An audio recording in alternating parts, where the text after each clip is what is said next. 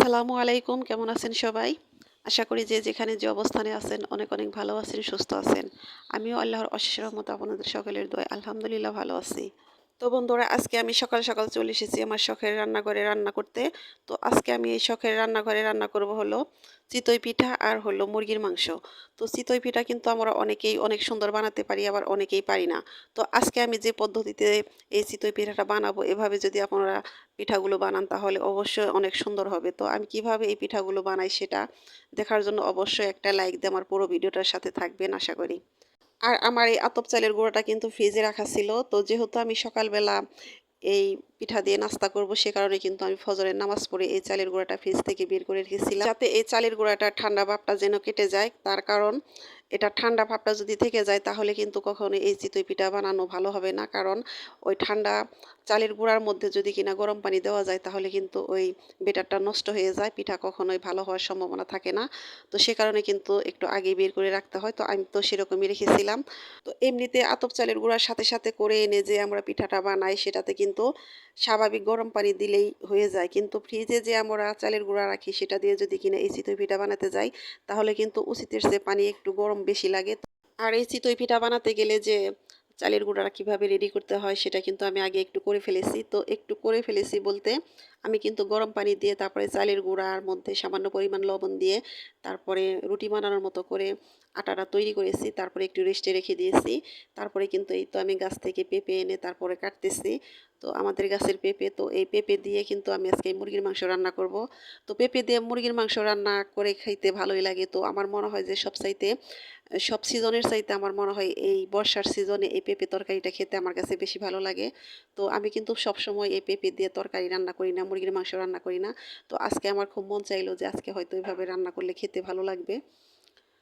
তো পেঁপেটা কিন্তু কাটা শেষ হয়ে গেছে। তো এতটুকু সময় কিন্তু আমার ওই চালের গুঁড়াটা রেস্টে রেখেছিলাম। এখন আমি এটাকে যে বাকি পানিটুকু আছে এই পানিটা কিন্তু আমি আবারও গরম করে নিয়েছি।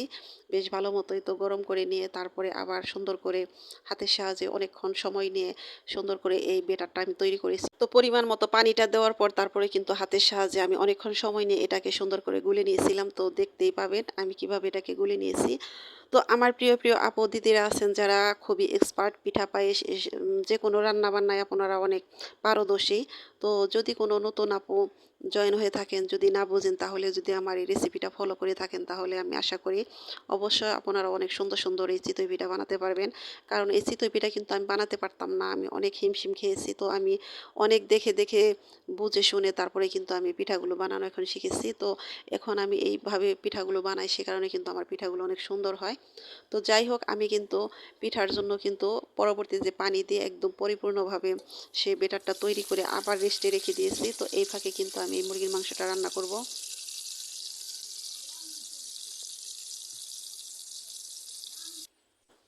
তো কড়াইতে কিন্তু আগে তেলটা আমি দিয়ে দিয়েছি, তার মধ্যে কিন্তু বেশ পরিমাণ পেঁয়াজ কুচি আর হলো তেজপাতা দিয়ে দিয়েছি। তারপরে এই যে কিছু গরম মশলা অ্যাড করব। তো এখানে আছে দারুচিনি, এলাচ আর লং, গোলমরিচ। তো এগুলো দিয়ে কিন্তু এখন আমি এটাকে একদম ভেজে নেব। আর এই পেঁয়াজটা যত সুন্দর করে ভাজা হবে মাংসটা খেতে কিন্তু ততই ভালো লাগবে আর সুন্দর একটা ফ্লেভার বের হবে। তো এখন এর মধ্যে দিয়ে দিলাম হলো আদা রসুন বাটা, জিরা বাটা, আর এর সাথে বাটা আছে হলো ধনিয়া সওয়াজ বাটা। তো ধনিয়া সওয়াজের যে গুঁড়াটা আমি নিজ হাতে তৈরি করে রাঁধুনি মশলা বানিয়ে নেই, তো সেই মশলাটা আমার শেষ হয়ে গেছে। তো সেই সওয়াজ কিন্তু আমি ধুয়ে শুকাতে দিয়েছিলাম কিন্তু শুকায়নি। তো সেখান থেকে আমি কিছু ধনিয়া সওয়াজ এনে তারপরে বেটে দিয়েছি, কারণ এই ধনিয়া সওয়াজ ছাড়া আমার বড় মাছ মাংস এগুলো খেতে কিন্তু ভালো লাগে না। তো যাই হোক, সমস্ত মশলা কিন্তু আমি পরিমাণ মতো দিয়ে দিয়েছি। এখন একটু পানি দিয়ে সুন্দর করে মশলাটাকে কষিয়ে নেব।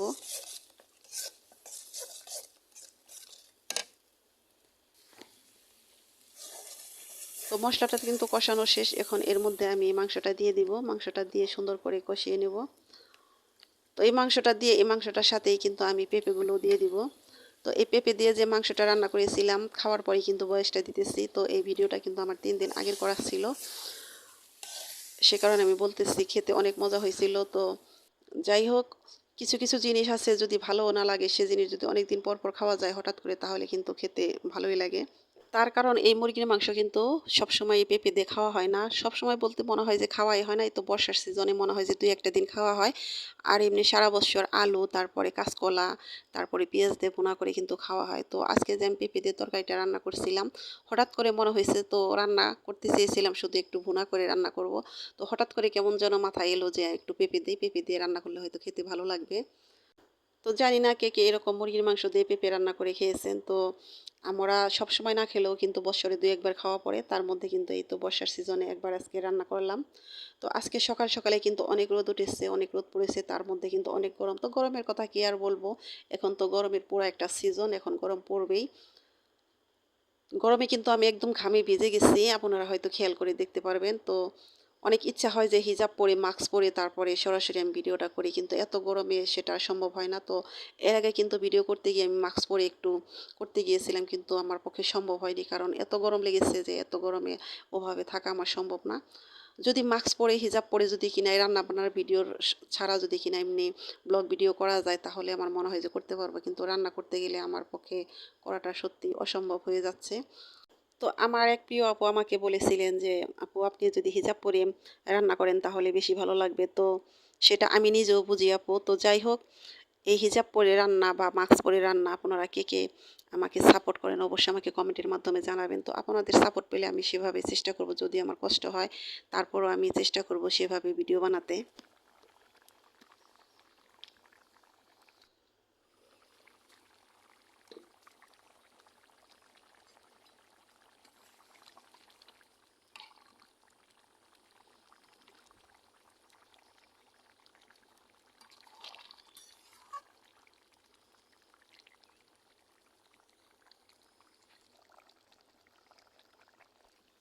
তো আমার প্রিয় ভাইয়া, আপু, দাদা, দিদিরা যারা নিয়মিত আমার ভিডিওগুলো দেখেন, তো তাদের উদ্দেশ্য করে বলতেছি তো আপনারা অবশ্যই আমাকে বলবেন যে কিভাবে ভিডিও বানালে আমার ভালো হয়। তো যদি আপনারা চান যে আমি হিজাব পরে বা মাস্ক পরে ভিডিও বানাই তাহলে কিন্তু আমি যত কষ্টই হোক আমি সেভাবেই বানাবো।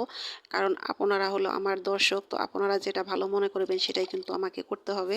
তো জানি না কে, কে এখন আমার ভিডিওটার সাথে আছেন, আমার এই কথাগুলো শুনছেন কিনা। তো যদি শুনে থাকেন তাহলে অবশ্যই আমাকে কমেন্টের মাধ্যমে সত্যিটা জানাবেন। আমি কিন্তু আপনাদের কমেন্টের অপেক্ষায় থাকবো।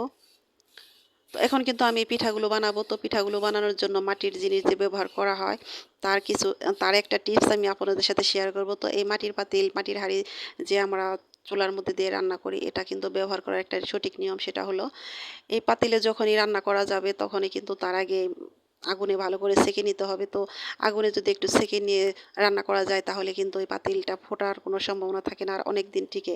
তো আমি যে পিঠাগুলো বানাবো আজকে এটা কিন্তু আমি আগে প্ল্যান করে রেখেছিলাম, সে কারণে কিন্তু এই তাওয়াটা কিন্তু আমি আগেই আগুনে সেঁকে রেখেছিলাম, সে কারণে কিন্তু আমার কোনো সমস্যা হইতেছে না। দেখুন পিঠাগুলো কত সুন্দর হইতেছে। তো আমি বলছিলাম না যে আমি যে নিয়মে পিঠাগুলো বানাবো সেই নিয়মে যদি আপনারা পিঠাগুলো বানান তাহলে অবশ্যই পিঠা অনেক সুন্দর হবে। তো যেমন উপরে সুন্দর হয়েছে তো তেমন কিন্তু পিছনের দিকটাও কিন্তু সেরকমই সুন্দর হয়েছে। আর এই মাটির হাঁড়িতে রান্না করার পর তারপরে কিন্তু আবার পানি দিয়ে পরিষ্কার করে ধুয়ে তারপরে আবার আগুনে সেক দিয়ে তারপরে রেখে দিতে হয়। তো আমি কিন্তু সবসময় এই নিয়মে এই পাতিলগুলো ব্যবহার করি। আর যেহেতু আমার শ্বশুরবাড়ির পাশেই কিন্তু পালপাড়া, তো এদের কাছ থেকে অনেক কিছু শিখেছি। আর এই টিপসটাও কিন্তু আমি তাদের কাছ থেকে শিখেছি। তো যখন পাতিলগুলো আনতে যাই যে কিভাবে ব্যবহার করা যাবে, কিভাবে ব্যবহার করলে এটা ভালো টিকবে, এগুলা কিন্তু সব জেনে শুনেই আমরা একদম মুখস্থ করে ফেলেছি, সে কারণে আমি সেটা আপনাদের সাথে শেয়ার করলাম। তো যাই হোক বন্ধুরা, এই তো দেখুন আমার এই পিঠাগুলো কিন্তু মাশাআল্লাহ অনেক সুন্দর হইতেছে। আর আমার বড় ছেলে ফারদিন কিন্তু সিঁড়ির তলায় বসে আছে, ও কিন্তু খাওয়ার অপেক্ষায়। তো কিছু পিঠা বানিয়ে কিন্তু আমি ওকে দেবো খাওয়ার জন্য। তো বন্ধুরা অনেক কথাই বললাম। তো আমার কথা ও কাজের মাঝে হয়তো অনেকটাই ভুল আছে, সে ভুলগুলো প্লিজ একটু ক্ষমা সুন্দর দৃষ্টিতে দেখবেন। আর আমার আজকের এই পিঠা বানানো, মাংস রান্না আপনাদের কাছে কেমন লাগলো সেটাও একটু জানাবেন। আর আমার মতো কে কে এরকম পেঁপে দিয়ে মুরগির মাংস রান্না করে খেয়েছেন বা খেতে ভালো লাগে সেটাও একটু জানতে চাই। আর আজকে কিন্তু এটা আমাদের সকালের খাবার ছিল। তো সকালের খাবার বলতে আজকে কিন্তু একটু বেলাই হয়ে গেছে, তার কারণ বাইরের চুলায় রান্না করতে আসলে কিন্তু অনেকটা গোছগাছের ব্যাপার-স্যাপার থাকে। তো যাই হোক বন্ধুরা, কথা বলতে বলতে রান্না করতে করতে কিন্তু আমি ভিডিও শেষ মুহূর্তে চলে এসেছি। তো আপনারা সবাই ভালো থাকেন, সুস্থ থাকেন, আপনাদের সুন্দর সুখময় জীবন কামনা করে আজকের মতো এখানেই বিদায়। আল্লাহ হাফেজ, আসসালামু আলাইকুম।